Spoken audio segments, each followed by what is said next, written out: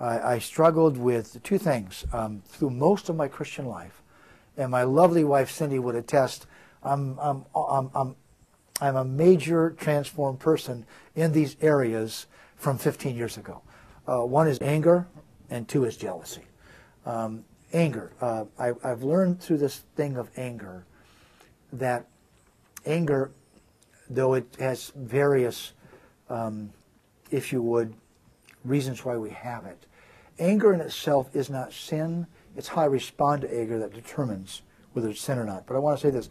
Much of our anger, when anger is shoved down, there is depression. There's a definite relationship between anger and depression. But I want to say this.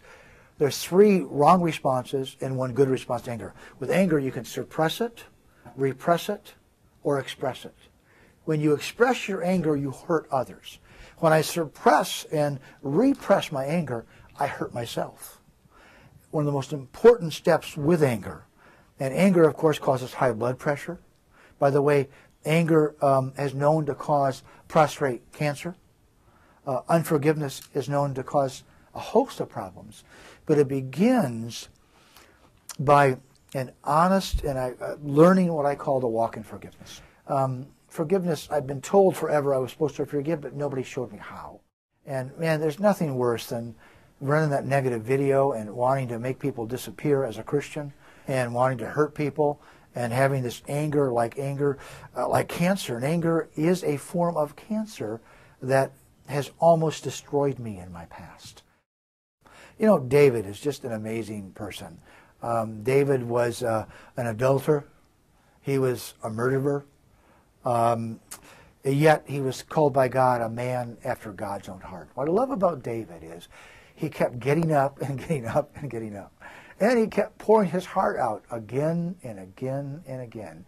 And he never, no matter what the struggle, no matter what the failure, no matter what the difficulty, he never quit coming, talking, sharing, pouring out. The Father God was, I call his real friend. He continually dumped, shared, opened his heart, and God continually met him exactly right where he was and picked him up again and again and again.